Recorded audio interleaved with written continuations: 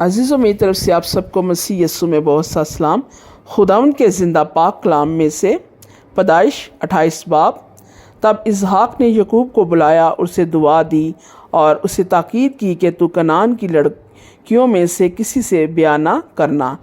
तू उठकर फिदान और आराम को अपने नाना बितवाइल के घर जा और वहाँ से अपने मामू लाबन की बेटियों में से एक को ब्याह ला, और कादिर मुतलक खुदा तुझे बरकत बख्शे, तुझे बरूमंद करे और बढ़ाए कि तुझसे कौमों के जत्थे पैदा हों, और वो इब्राहिम की बरकत तुझे और तेरे साथ तेरी नस्ल को दे कि तेरी मुसाफरत की ये सरजमीन जो खुदा ने इब्राहिम को दी तेरी मिरास हो जाए। सो इसहाक ने याकूब को रुखसत किया और फिदियान आराम में लाबन के पास, जो अरामी बितवाइल का बेटा और याकूब और एसू की माँ रिबका का भाई था, गया। बस जब एसू ने देखा कि इसहाक ने याकूब को दुआ देकर उसे फिदियान आराम को भेजा है ताकि वो वहाँ से बीवी ब्याह कर लाए, और उसे दुआ देते वक्त ये ताकीद भी की है कि तू कनानी लड़कियों में से किसी से ब्याह ना करना। और याकूब अपने माँ बाप की बात मानकर फिदान और आराम को चला गया, और एसू ने भी देखा कि कनानी लड़कियां उसके बाप इसहाक को बुरी लगती हैं, तो एसू इस्माइल के पास गया और मोहलत को, जो इस्माइल बिन इब्राहिम की बेटी नबायूत की बहन थी, ब्याह कर उसे अपनी और बीवियों में शामिल किया।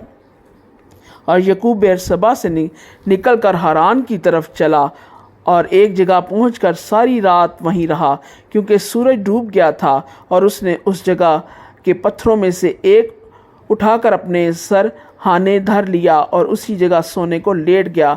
और ख्वाब में क्या देखता है कि एक सीढ़ी ज़मीन पर खड़ी है और उसका सर सिरा आसमान तक पहुंचा हुआ है, और खुदा के फरिश्ते उस पर से चढ़ते उतरते हैं। और खुदावंद उसके ऊपर खड़ा कह रहा है कि मैं खुदावंद तेरे बाप इब्राहिम का खुदा और इसहाक का खुदा हूँ। मैं ये ज़मीन जिस पर तू लेटा है तुझे और तेरी नस्ल को दूंगा, और तेरी नस्ल ज़मीन की गर्द के ज़रों की मानिंद होगी, और तू मशरिक और मगरिब और शमाल में फैल जाएगा, और ज़मीन के सब कबीले तेरे और तेरी नस्ल के वसीले से बरकत पाएंगे। और देख, मैं तेरे साथ हूँ, और हर जगह जहाँ कहीं तू जाए तेरी हिफाजत करूँगा, और तुझको इस मुल्क में फिर लाऊँगा, और जो मैंने तुझसे कहा है जब तक उसे पूरा ना कर लूँ तुझे नहीं छोड़ूंगा।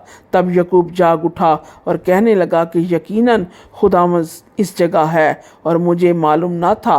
और उसने डर कर कहा, ये कैसी भयानक जगह है। सो ये खुदा के घर और आसमान के आस्तियाने के सिवा और कुछ ना होगा। और याकूब सुबह सवेरे उठा और उस पत्थर को जिसे उसने अपने सरहाने धरा था लेकर सतून की तरह खड़ा किया, और उसके सिरे पर तेल डाला और उस जगह का नाम बैतएल रखा, लेकिन पहले उस बस्ती का नाम लूज था।